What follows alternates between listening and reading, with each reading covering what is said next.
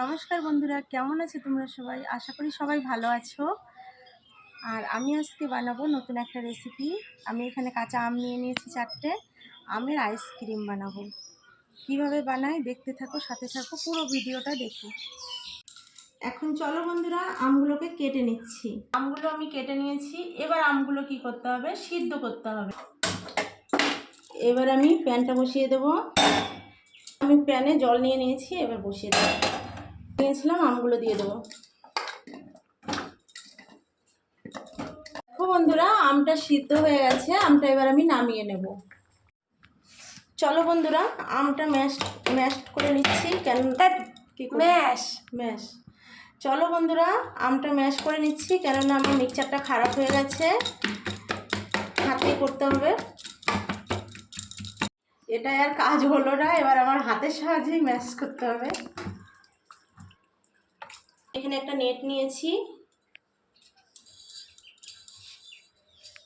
দেখো, আমটা ম্যাশ করা হয়ে গেছে। এবার আমি নেটের ভিতরে ঢেলে দেবো সেকার জন্য।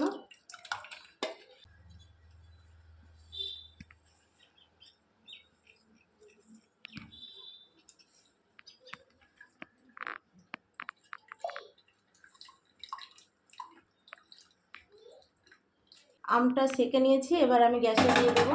আমি চিনি দিয়ে দেবো।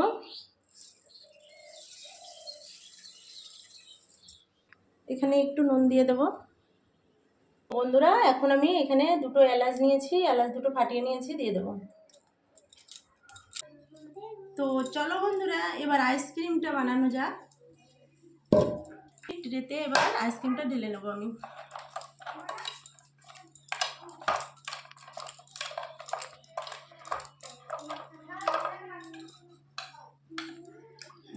ঠান্ডা হয়ে গেছে, আধা ঘন্টা রেখে দিয়েছিলাম। এবার চলো ঢালা যাক।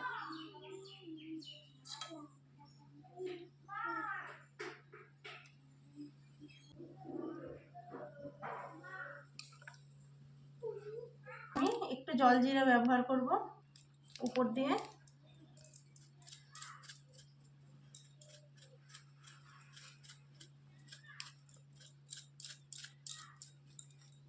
এই জলজিরাটা দিলাম না, এটা খুবই টেস্টি লাগবে, একটা খুব সুন্দর একটা ব্যাপার হবে। একটু গুলে দিচ্ছি।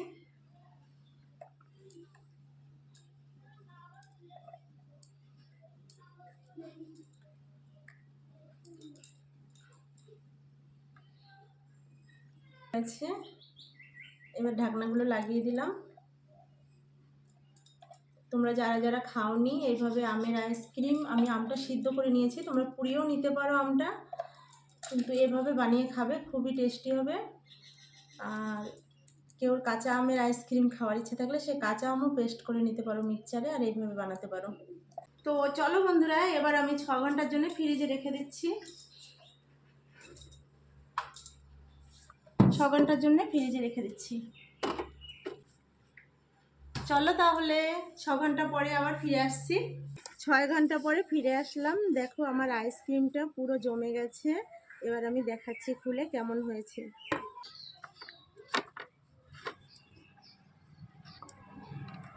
এগুলো একটু